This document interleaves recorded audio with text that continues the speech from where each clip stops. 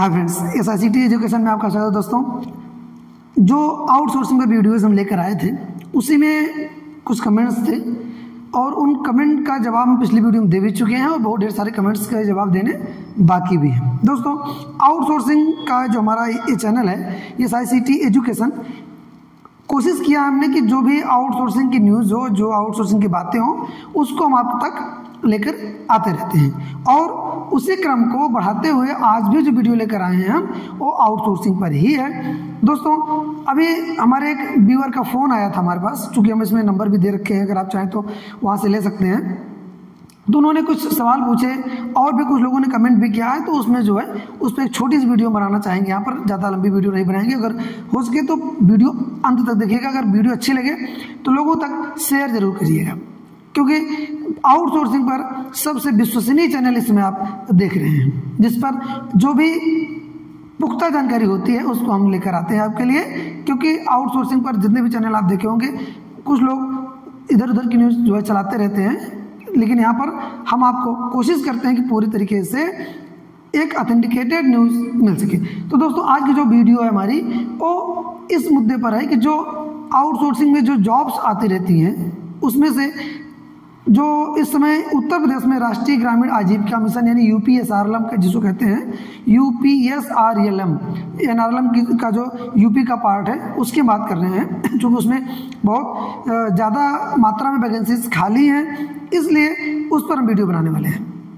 दोस्तों, आपको बताना चाहेंगे कि UPSRLM में इस समय लगभग जो है 6000 से अधिक पोस्ट खाली है और ऐसी न्यूज़ बीच में आई थी कि UPSRLM में नियुक्तियां होने वाली हैं, लेकिन फिलहाल के लिए अभी तक नियुक्ति हुई नहीं। अब हम सवाल ये है कि क्या वो वैकेंसी आएगी या नहीं आएगी। उसमें जो पोस्ट है उनकी हम बात कर लेते हैं। पहले जैसे सबसे अगर निचले पोस्ट की अगर हम बात करें तो क्लस्टर कोऑर्डिनेटर की पोस्ट होती है। फिर उसके बाद ब्लॉक स्तर पर अगर हम आए तो बीमम की, ब्लॉक मिशन मैनेजर की, senior block mission manager, accountant, computer operator की पोस्ट है ब्लॉक लेवल पर। जिले लेवल की अगर हम बात करें तो DMM, district mission manager plus senior district mission manager, computer operator, accountant इत्यादि की भी पोस्ट वहाँ पर भी है। तो बहुत भारी मात्रा में जो क्लस्टर, चूँकि एक ब्लॉक में 4 क्लस्टर्स होते हैं और चारों में एक एक क्लस्टर कोऑर्डिनेटर रखे जाते हैं। तो दोस्तों, आपको बताना चाहेंगे कि इस क्लस्टर कोऑर्डिनेटर की जो वैकेंसी थी ये आने वाली थी, पूरे यूपी में 4000 से अधिक पोस्ट देने की है। अब आप समझ सकते हैं कि जब 4000 की पोस्ट सरकार किस उसमें है कि नहीं निकाल रही है तो नहीं बता सकते, लेकिन हुआ क्या कि सरकार ने एक नोटिफिकेशन जारी करके ग्राम पंचायत जो सचिव होते हैं यानी सेक्रेटरी, उनको जो है अभी अतिरिक्त प्रभार दे दिया गया है क्लस्टर कोऑर्डिनेटर का। तो यानी कहने का मतलब हो गया, जो क्लस्टर कोऑर्डिनेटर की नियुक्ति होनी थी आउटसोर्सिंग से अलग से, वो नियुक्ति अभी फिलहाल के लिए टाल दी गई है। अभी वो नियुक्ति नहीं हो रही है। वो उस पोस्ट की जो जिम्मेदारी है वो UPSRLM ने जो है एक लेटर जारी करके जो ग्राम पंचायत सचिव होते हैं यानी सेक्रेटरी जिसको कहते हैं, उनको ये जिम्मेदारी दे दी गई है। तो यानी कहने का मतलब हो गया कि अभी तत्काल प्रभाव के लिए जो है वो पूरा काम सचिवों को मार्फत करा दिया गया। तो यानी कहने का मतलब हो गया, जब सरकार का काम चल रहा है तो सरकार उसको क्यों वैकेंसी लाने की कोशिश करेगी। हाँ, ऐसा कोई प्रस्ताव भी अभी सरकार के पास पेंडिंग नहीं है कि जो कि वैकेंसी निकालने की बातें की जा रही हो, ये भी नहीं है।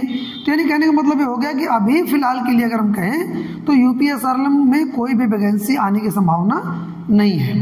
तो ये जो क्वेश्चन थे, जो कमेंट्स थे, उसमें कई लोगों ने पूछा भी था कि सर क्या UPSRLM में इतनी जो ज़्यादा वैकेंसीज थी वो आ सकती हैं अभी कि नहीं आ सकती। तो अब दोस्तों आपको बताना चाहेंगे, फिलहाल के लिए अभी के लिए है कि वर्तमान समय में अगर हम देखें तो वैकेंसी आने की संभावना ना के बराबर है, क्योंकि ऐसा कोई प्रस्ताव सरकार के पास पेंडिंग नहीं है। एक चीज़।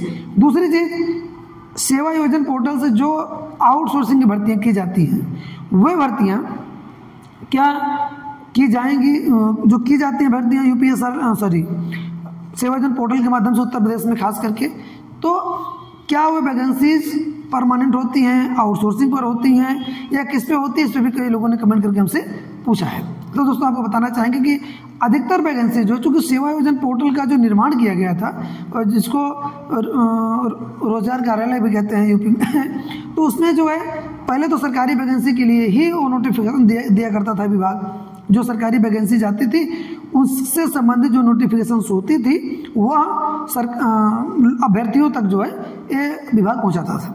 लेकिन अब पूरी तरीके से अगर हम कहें तो सरकारी तो हमको लगता है कि बहुत आप देखेंगे उसमें जो है कम ही, प्राइवेट जॉब जितनी भी आती हैं वो भी आउटसोर्सिंग की वो सेवा योजना पोर्टल पर आपको दिखाई देंगी। वहाँ पर जब रजिस्टर करने के बाद जब आप जाएंगे मेले पर जो है या जॉब सर्च में जाएंगे तो वहाँ पर बहुत ढेर सारी वैकेंसीज आपको जो है पूरे इंडिया भर की दिख जाएंगी। इंडिया भर की जो प्राइवेट कंपनियां हैं वो वहाँ पर दिख जाएंगी, वहाँ से आप अप्लाई कर पाएंगे, जिसमें से स्टोर कीपर से लेकर चपरासी से लेकर गार्ड, क्लर्क, कंप्यूटर ऑपरेटर, बहुत ढेर सारी ये सब तरीके की जॉब जो है वहाँ पर आपको मिल जाएगी। यानी कहने का मतलब वहाँ पर अगर कहा जाए तो दोनों प्रकार की वैकेंसीज चलती हैं, सरकारी भी और प्राइवेट भी। लेकिन सरकारी तो आपको हमने जैसे कहा भी आप देखेंगे उसमें अगर पोर्टल पर जाकर देखेंगे तो सरकारी वैकेंसी बहुत कम ही वहाँ पर आपको मिलेगी। तो वहाँ पर अधिकतर आजकल सेवा योजना पोर्टल जो है पूरी तरीके से लग गया है प्राइवेट जॉब्स को ही वहाँ पर डिस्प्ले करने में, और रोजगार मेले जो लगते हैं उन मेलों में यही जो प्राइवेट कंपनीज हैं वो आती हैं और भर्तियों को हायर करती हैं जो लोग वहाँ पर रजिस्टर्ड होते हैं।